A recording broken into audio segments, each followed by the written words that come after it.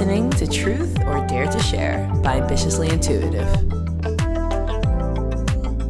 Hello there. Welcome to episode 7, where we are here discussing Ginny and Georgia. This is Truth or Dare to Share by Ambitiously Intuitive. We'll do quick introductions to say hello, and then we will do 3 acts. Act 1, as a reminder, is reaction.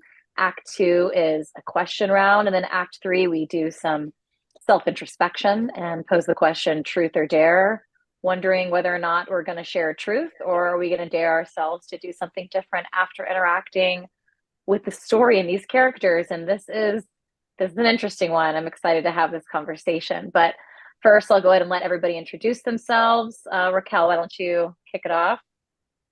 Hi, everyone. I'm excited to talk about this show because I can relate as being a teen mom myself. So more on that. Kenyatta? Hey, I'm ready to unpack this hot mess. I love a good hot mess story, so let's get into it. Michelle? Hey, you guys, welcome to the show. I'm Michelle, and I am ready to discuss all things Ginny and Georgia. And Cynthia? Hi, all. I'm Cynthia. Can't wait to talk about Ginny and Georgia and all of Georgia isms. Yeah, this makes me wish my name was a place or a state. Georgia, Virginia, Austin. There is a Lacey, Washington. So once again, I am Lacey. I've never been to Lacey, Washington, but I guess I am a place now that I think about it. Anyway, self-consciousness aside, let's go ahead and share our reactions. So going in reverse order, Cynthia, no pressure. Do you want to unpack your reaction to Ginny and Georgia? Ginny and Georgia was a really interesting show. Like, I was sort of expecting it to be sort of lighthearted and just like about mother and daughter and their relationship. But I feel like this story is so much more than that. I feel like there's like 12 plots going on at one time. As I said, I really loved all the Georgia-isms, like, passion or power, and her penguin, and all of these fun things that, basically, though, it's like because she had all this trauma, she used all these ways to make her life survive, being able to survive her trauma that she got through. This was definitely more than just a lighthearted story, for sure. Michelle? Yeah, it's definitely a drama. I felt like Georgia was in like fight or flight the whole show. But I don't have kids, so it was nice to kind of see somebody's mama bear approach to some of this. But I did really enjoy it. And I appreciate people talking about, adversity and hardship and in a different way, in a show. So I'm looking forward to it. Kenyatta? So I did really like this hot mess of a show. My mom was a teen mom. I was number 4. She had me at 21. So she had 4 by 21. And this show kind of made me realize, like, looking at some of the things that she did, it was like, dang, she was really in survival mode. It was sketchy as hell, but she was in survival mode. So I love that. And it's like the perspective with George's relationships with other adults. It's like people raised on survival will do anything to you, and people raised on love will do anything for you. So I think this show is a great example of that. Wait, will you say that one more time? Yeah, it says people raised on survival will do anything to you. People raised on love will do anything for you. Oh, yeah, that was so good. I need to hear it twice. Raquel? I love that. Well, I was also expecting this show to be more like the Gilmore Girls. So I was really pumped about that. And then I was like, oh, this is really serious. And a lot of trauma, as I mentioned in the intro, being a teen parent as well. I could see some of the things Georgia was doing and saw myself in her. And then other times I thought she was very immature and very selfish, but you also have to understand her character and where she's coming from and the lens of that, and then her relationship with her children. And yeah, it was all very fascinating. I think just wrapping up what everyone said, there's a lot of storylines, there's a lot of depth of character, and how it all intertwines. But it was very fascinating. And I think it's new. And I think that's part of the attraction to the show is that I can't think of another show that's similar to this one. It's very unique in that way. So there's a lot we can talk about. I have not quite put my finger on this show yet or how I feel about it. It was funny. I was looking up favorite quotes about Ginny and Georgia, and there's one on here referencing Gilmore Girls where Georgia says, "We're like the Gilmore Girls, but with bigger boobs." But the one there's one Georgia says that I do like, which is, "You win more flies with honey, but if you get yourself a bee, sting first." Because the dynamic, the power dynamic throughout the course of this show it's pretty intense. And as I was listening to each of your reactions, and Michelle, what you said about Georgia constantly being in fight or flight, because she only flees when she really has to, when she's in imminent danger. Otherwise, she's in a constant state of fight, like Mama Bear, like she will do anything for those children. And it's definitely, sometimes I'm cringing, like I'm doing this because you're, in season 2, and we say spoiler alert in every single one of these episodes, but I'm just saying it for the sake of it, if it's not already obvious by now. When in season 2, Ginny catches Georgia like going to plant stuff in her racist teacher's desk to get him in trouble so that he'll just get fired. I'm like, oh my God. Like, it's just, I want to stop her, but I also want to applaud her the entire time. And as I was listening to each of you, I was thinking, this lady is a master of alchemy. Like she can take trash and turn it into treasure, and she does it over and over again. And but it does have repercussions. It has a fallout because she's trying to break her own generational curses. And as somebody who is not a parent, what you see in her relationship with Jenny is that it's just going to create net new problems. And Jenny has obviously very trigger warning, and they do a really good job setting expectations before and after episodes where Jenny is clearly struggling with coping mechanisms because she has her own identity crisis, whether it's about when she's in therapy in season 2 and she's talking to her therapist about how her white mother is never going to understand her experience as a Black person. And Georgia comes in and she's like, well, I have feelings too. And the therapist is like, this isn't about you. And so, because I think nobody has ever really parented Georgia or held her accountable to when she says, but we're not mother and daughter, we're friends. And the therapist is like, but you're her mother. You're not her friend. And so there are parts I can relate to. There are parts I'm never going to actually relate to. And to your point, Cynthia, there's so much going on that I have a hard time focusing, but I definitely enjoy the ride. I just haven't been able to put a pin in it yet or quite land, other than Georgia's a master of alchemy. While burning everything down at the same time. So with that being said, let's jump into Act 2 for question round. I don't have one to kick off. Does anybody have one that they feel really excited about? Not really excited about, just that like you said, Georgia is such a good self-destructor. Like she's like, when everything is good, she finds a way to destroy it. So do you think that she thrives in chaos? Like, as much as she chases peace, is chaos like her driving force? Because she messes it up herself a lot of the time. I would You think she definitely chases say yes. peace? Go ahead, Cynthia. No, I was just going to say, I think she thrives in chaos. It's what she knows, and she does really well in it. She can figure out solutions. And I think that Kenyetta's right. I think she is definitely thriving in chaos.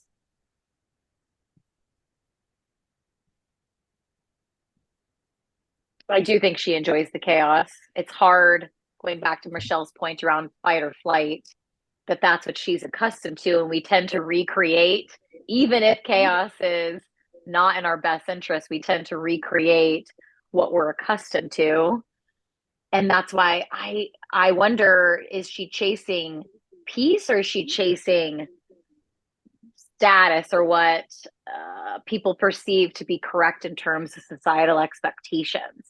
And her self-sabotaging tendencies tend to get in the way of her achieving peace, which I think that one would think, naturally so, that peace comes with status.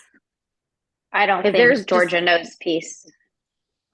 I also think she wants status though. Like everything she's doing is she I don't know that I think also the whole societal thing probably definitely fits into this, but I definitely think she is trying to achieve something that she feel like will make herself feel like she has achieved success, if that makes sense. Like she wants success, but she also thinks by getting there, then everything else will evaporate maybe in some ways. I don't know. It's just also just counterproductive to everything in her life. Like she's constantly on the run for crimes, okay? But she goes and seeks the loudest lifestyle. Like the It's true. mayor's wife, girl, you be in papers, your picture everywhere. You're supposed to be low key. Like that's just one aspect I didn't get. Like she does Mhm. all this stuff to protect herself and to protect her children, yet she puts herself right in front of the bullet. So It's I like she's didn't got get that so about her. much fear, but she doesn't fear those past consequences at all. Like they're And she over doesn't to fear her. getting caught either. Mm-mm.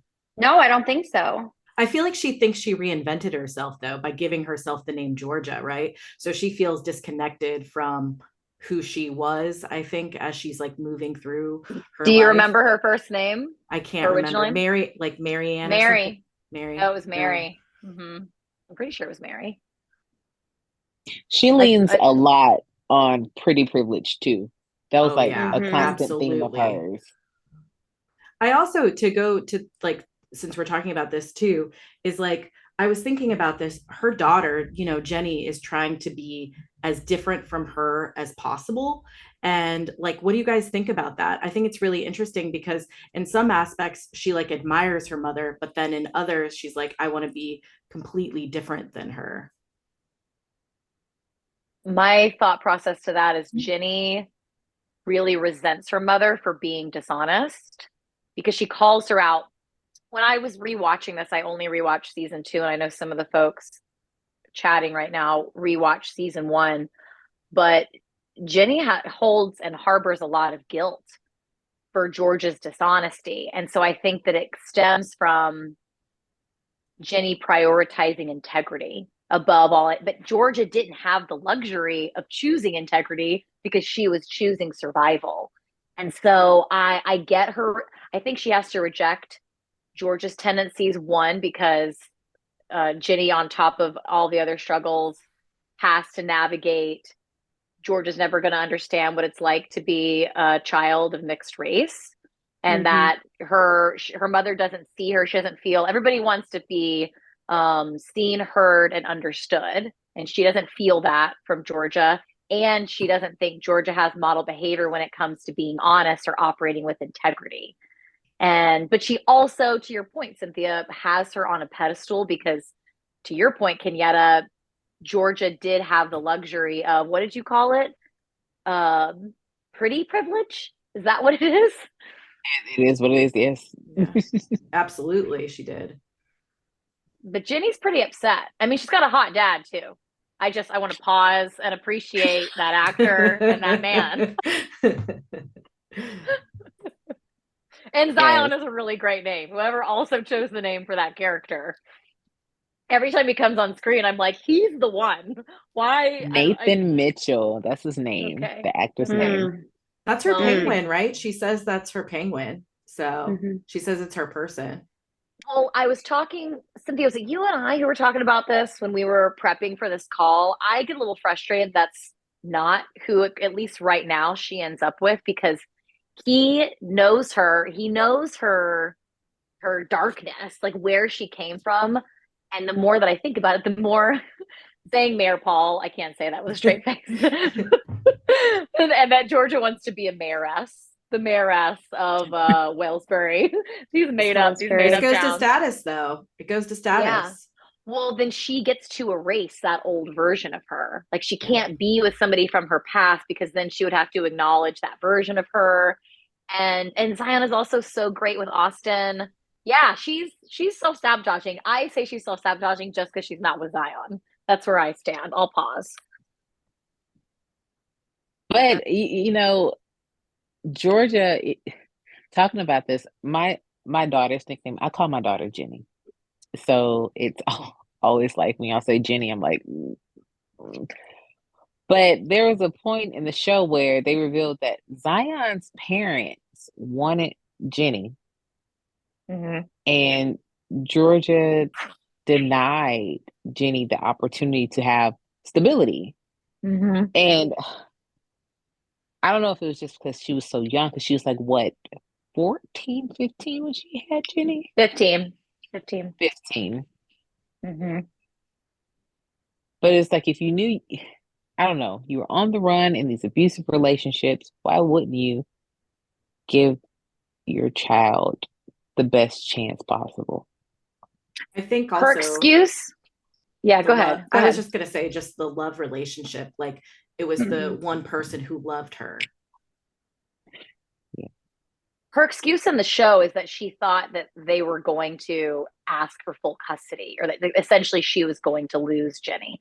And also, I don't want to think about what my decision-making process was at 15, 16, 17. I give that version of Lacey grace, but nobody's typically going to make responsible decisions without support. If you have trustworthy adults who can guide you, and Raquel, I don't want to put you on the spot, but you opened the conversation at the beginning by talking about how the story, certain parts may have resonated with you. And I've met your parents, and I would say the major difference that I see is that you had a support system. Yeah, I mean, I think I can see where she didn't want to give up Ginny. I mean, and it makes sense too, because, back to pride and her ego and some of that as well, because there's a level of like, acknowledgement that maybe you didn't make, obviously having a child young and now giving them to his parents. I can see where she didn't want to do that. That makes sense to me. But whether or not it was the right decision, we'll never know that. But I was also going to comment too with Ginny's relationship with Georgia is that when you are a young parent, it is interesting because your child is so close to your age by nature of having them so young that it does take on this friendship, parent, dual relationship. It's inevitable because frankly, they are literally less than 20 years younger than you. So, there's a lot of things that you'll find with that dynamic of a young parent and a child where they'll call you out, they'll hold you accountable. And I'm speaking as Jenny, and she'll, she can see the wrong that her mom's doing and want to do better. So I think they did a really good job of portraying that, having, been in that situation myself. I think they did a good job. And also for the next generation that you always want to do better and learn from, the trials of your parents. So that's one thing that I think they're doing a good job with the show of portraying that. And to Raquel's point, I mean, I've seen people in our hometown that we went to school with that have that relationship with their kids who had kids young,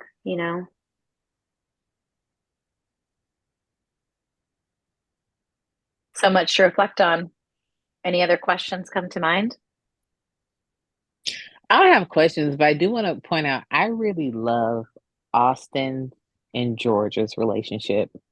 It is so opposite of her and Ginny's, and I don't know if it's like that when you have a daughter, it's like you just that bumping heads thing is gonna happen. And as they go into like adolescence and their teenage years, it just hits harder. But when you have Why a is son, that? Because you're all so much Why alike. do we? Oh, is that why we bump heads with our mothers so much? Yes, because there is a lot, whether you want to admit it or recognize it, it's a lot of your mother in you. Okay? I mean, I know there's a lot of my mother in me, and me and my mom bump heads a lot. But I don't know what you mean. Helen and I are nothing alike. girl, please. You think that. Okay, tell yourself and your therapist that, but you know No, Helen is in there strong. I'm being facetious. I have all of her good qualities, and the other ones are certainly fun. Since you brought up Austin, what characters stuck out that we're not talking about? There's so many. Joe. Joe. I love Yes. Joe. Yes. I was telling her I want her to end up with Joe because it feels like Zion is like, that's never going to happen sort of situation. I don't want to hear And that. the I don't want to hear possibilities. that. Well, I think you Can I even said second why. that? Well, you even said why, right? Like they've already had, she would have to be that old self instead of her new self. And probably it's the same with Joe too, right? The sunglasses thing. They But could is it bad that I share don't want that for milkshake. Joe? Ooh, that's a good point too, though. Wait, what did Kenyatta? What did you say? She I doesn't say, want is it bad that I don't want that for Joe? Like he doesn't need that in his life. No, Joe's too good for her.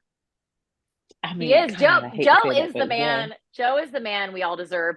Zion, I'll say, Zion was also a kid. He was also a teen father, and he wanted to be there, and she kept disappearing. And then he went and made something of himself. So he's also a good dude. He's a good dad. I would say another character that I very much enjoy every time she comes on the screen, even though she annoys me sometimes, probably because I see too much of myself in her, is Max. Like Max is the most dramatic one. Oh, but she's that again, that actress, that acting. She's so self-absorbed, and she's like just very much like, let's talk about my favorite topic. It's me. And when she's broken up with by that girl, she's like, oh, like I'm depressed. It's just I need to look up more quotes from her. She deserves a quick shout out. Joe does. Max does. Who are we not talking about? if you talk about Max, we gotta talk about Marcus. Yeah. Mm-hmm. Very, very, very handsome. That kid does not look like he's a teenager. I appreciate. Which, by the way, the actresses for Ginny and Georgia, I looked this up, are only 11 years apart. Wow. The actress who plays Georgia, I think, is 34, and the actress who plays Jenny is 25, which we see this, right? We have kids in their 20s playing teenagers, but Marcus does not look like a 15-year-old. Yeah. What's the mayor's assistant name? The funny guy. Paul. No. Oh man. We're gonna prep one who's one in the first season. He's in a relationship with the private investigator. Yes. Yes. Is it Hunter? Was it Hunter? I don't know. No, Hunter's who was Ginny's boyfriend. The one who like wrote songs about her. Oh yeah. It's Gil. It's Gil. Yeah. I loved him. I love a good comedic relief. Okay. Mm-hmm. And he cracked me up every time he was on screen because he saw through Ginny's bullshit from day one. I mean, Georgia's bullshit from day one. So, but then he embraces her. Yes. Yeah. Because she was good for Paul. Like, she was so good for him personally, but so bad for him just on his political campaign. Like, she was like, okay, Georgia is a city girl. She's the ultimate finesser. Like, you had to give it to her. His parents didn't like Georgia either, did they? No. No, they said, and I've seen this in more than one show, they said something to the effect of, she's the girl you have fun with, not the one that you marry. I've seen that at some point, I would like for us to watch Marvelous Mrs. Maisel or talk about Marvelous Mrs. Maisel, but that was also a conversation in that show as well. And I was rewatching a few episodes of that not too long ago. But you see these parents saying to their sons, you're too good for her and this and that. And part of me gets that, and part of me is like, they're gonna make their choices. It came up in Don't we Legally all? Blonde too. Like, they say she's a Marilyn, not a Jackie. Oh, Ooh. what a great callback. What a great callback. I'm just like reading Ginny and Georgia quotes right now, and I have to read this one out loud. I call it glitter magic. Add a little sparkle to anything, and no one will see the ugly underneath.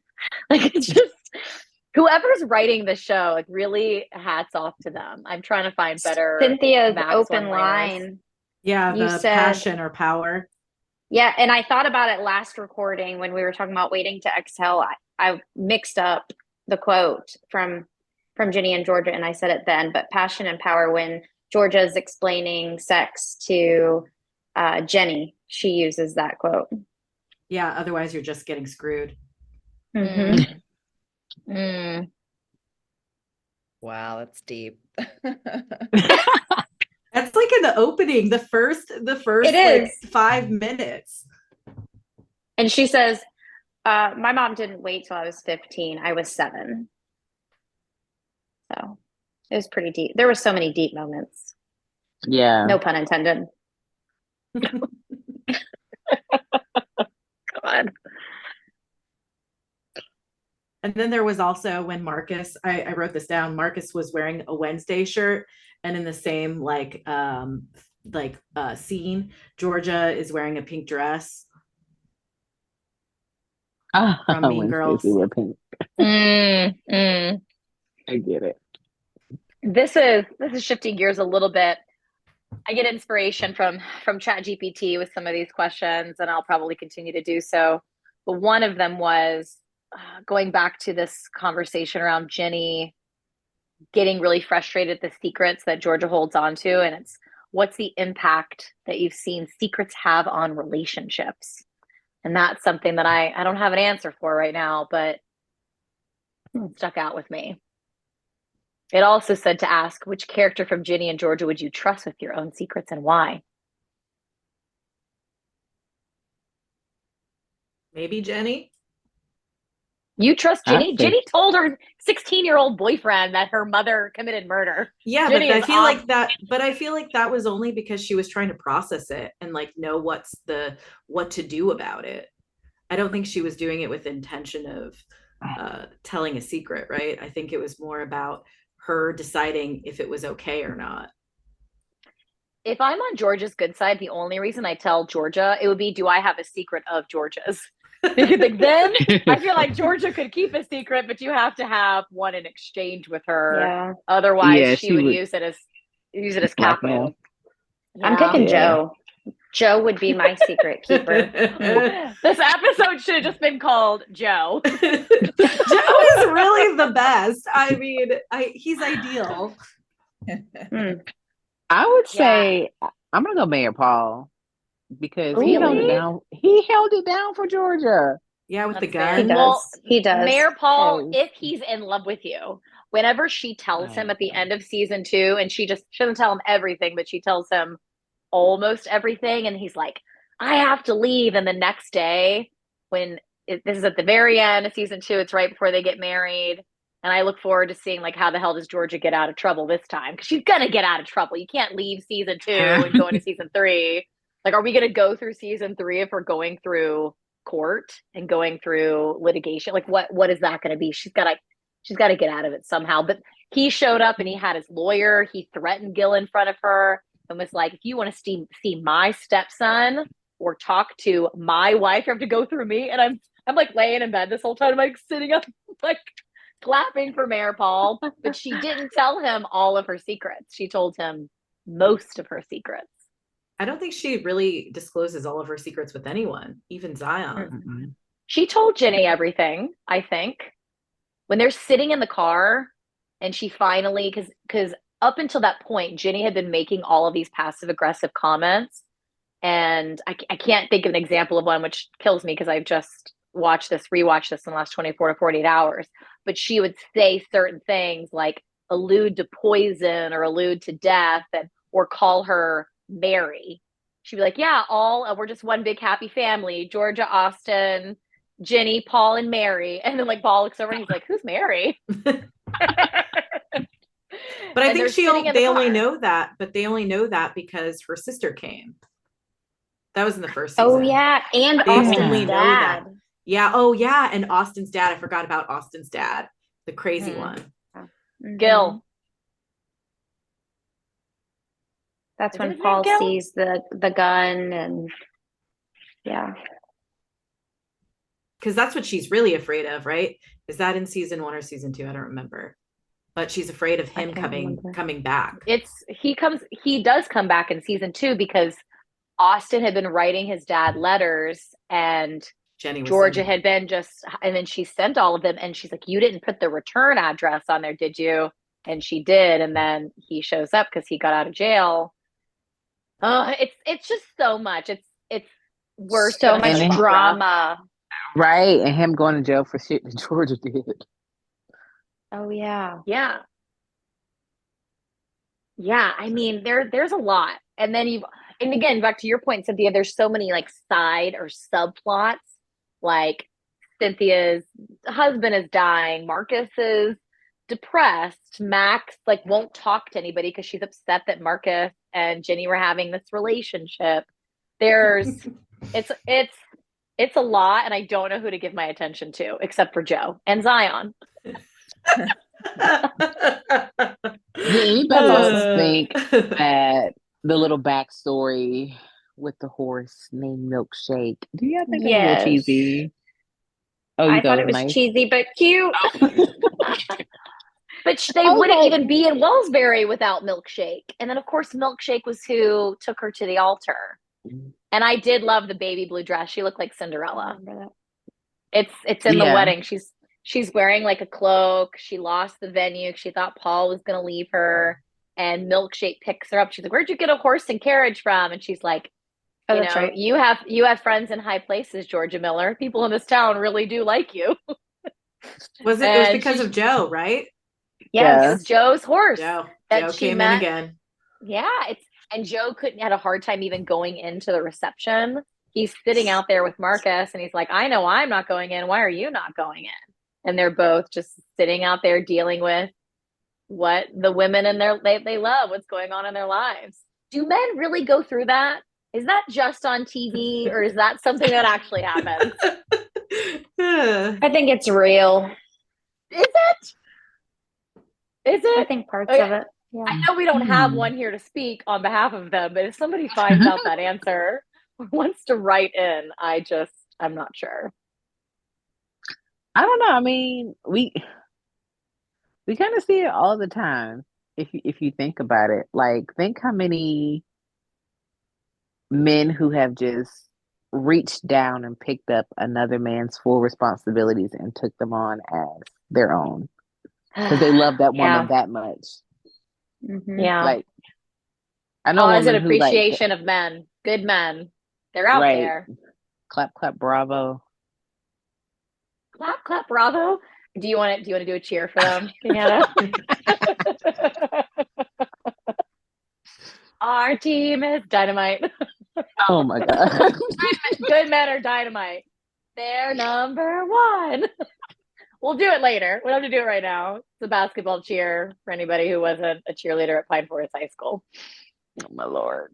It'll be a story clip. Just watch for it to be out soon, y'all. Yeah, we'll put that in our Lacey and backlog. Kenyatta. I would do that cheer. I would do an updated cheer for good men. Yes, I would. Thank you for reminding me. They do. They do. We're pausing and appreciating them right now, the Joes of the world. Yes. And the pause. Mm. That's Mm. good, man. Mm, And the mm, mm. Zions. There are Yes. good men. You really don't like Zion. No, I love Zion. It's just that Zion Is no Joe? Zion's parents Zion's parents took on his responsibility. Zion went off and lived his goddamn life. He did live his Mhm. life. He was And young. then Yeah. He didn't know how to circled grow back up either. around. Yeah, he circled back around and was like, "Oh, I have a kid. Let me find my kid." And he takes After- Austin too. Yeah, he does. So he comes back and be a good man, but yeah. Nah, Zion was like, But she "Oh, also okay." disappeared. In all fairness. She did. She did. She did. She disappeared. So one Or of the was it questions from Zion looking? ChatGPT, well, I'm going to pivot into this. One of the like kind of roundabout questions or rounding things out. I'm still thinking about Zion. What is the most valuable life lesson you took from watching Ginny and Georgia, and how has it impacted your own life?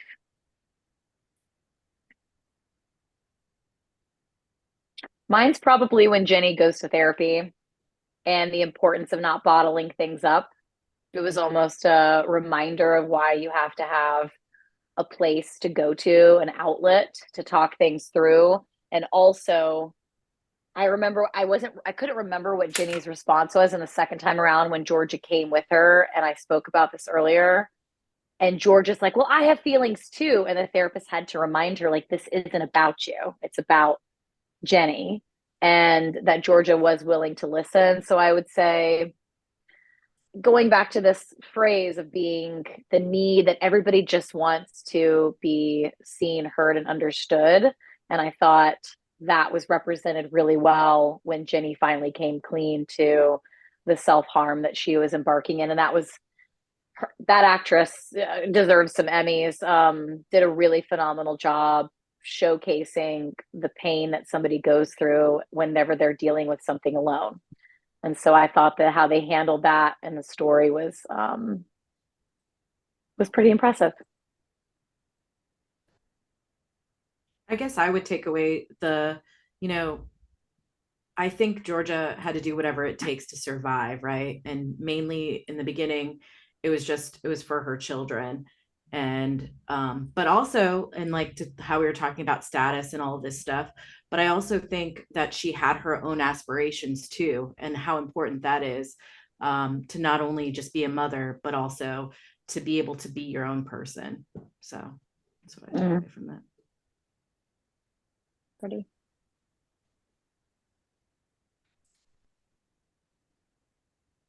I mean, there is an element of like her reinventing herself, and back to the point of alchemy that you shared, Lacey, like I mean, she does what she wants and she calls her own shots, and she's an empowered woman. Like she does good, she does bad. Like there is this element of like, I don't know, I look at her and I feel her like own like internal sense of power, and how she uses that as a catalyst for whatever she wants, so it kind of makes me think like, how can I internalize my own power to get what I want, and good, bad, she really she shows that throughout the show. So she's definitely a powerful portrayal of a mother, of a woman, of someone who's trying to cover her tracks, make glitter out of dirt, or whatever that comment was. But yeah, I mean, that's the one thing I see in her character. And then the people that she helped, her team that she gets alongside her to help her along the way. Like, she's not a bad person. She's made, bad decisions. And so, but I think her power stance in the show is what kind of left an impression on me. You can't say she ever did something to somebody who didn't deserve it. There's never a time she did it and you were like, yeah, like, yeah. Anyway, yeah. Dollar Kenyatta. For me, it was, you can't expect children to understand things from your perspective, because kids only think in terms of how your actions make them feel. And when we're making decisions, we have to put that at the forefront of our minds. How does it make our children feel? Because that's the only way they're going to view it. They're going to say, damn everything else, but it made me feel this way. I had to change schools 4 times. Forget you staying out of prison. You changed my school 4 times. And they're going to, focus on that.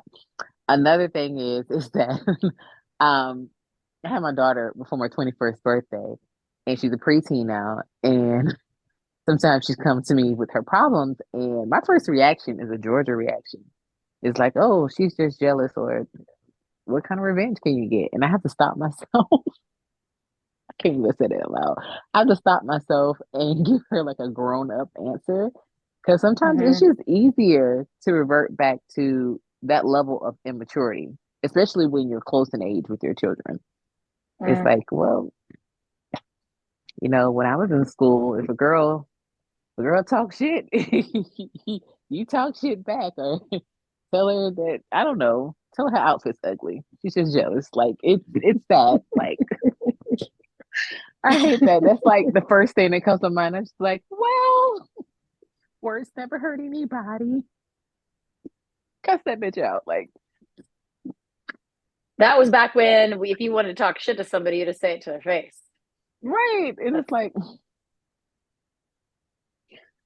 but yeah, that's just it for me. You got to be mature at all times. Michelle, life lessons from Ginny and Georgia. Well, that's going to bring me into my dare answer. Oh, you can take us into Act 3. Truth or dare. Michelle chooses dare. Life lessons and what I'm taking away is definitely dare. And to your answer to your own question, awful. I've never been in therapy. And taking away from Jenny, like I am going to dare myself to get into therapy now and finally start that shit because we all need it. I need it. And I am going for it. So thank you, Jenny. Thank you, Georgia, because your drama made me really need it too. But yeah, so I'm going to dare myself to get in there. And I think I said it a few episodes ago, but continue being vulnerable and get some help in a good way. Yeah, There's no stigma. the gym for your mind and emotions. That's all therapy Mhm. is. Hell yeah.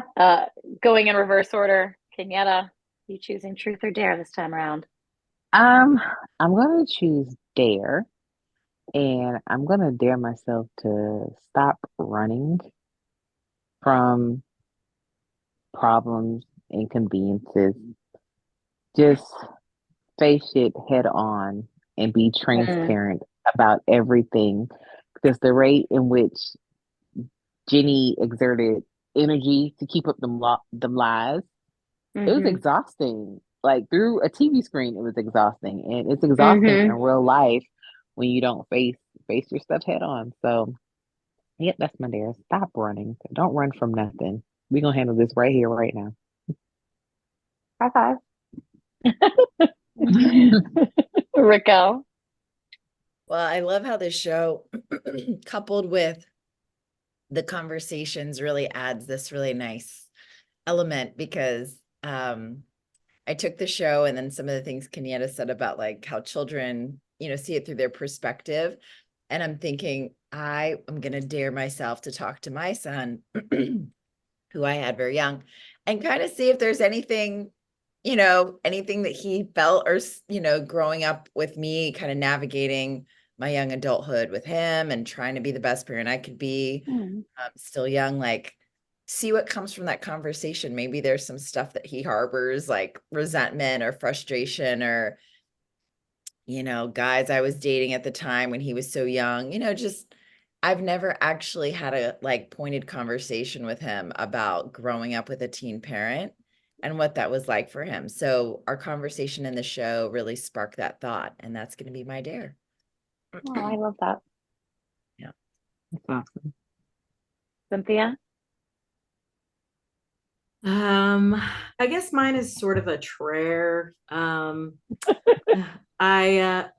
maybe it's more of a dare. I think I'm going to dare myself to, because listening to Kenyatta talk about, the perceptions we have as children versus like, what our parents' actions are, to really, maybe talk to my mom about, some of the, I guess, feelings I had about the decisions they made. I think that is, I don't know, that's really inspiring. It really like got me thinking about that. So I love that. So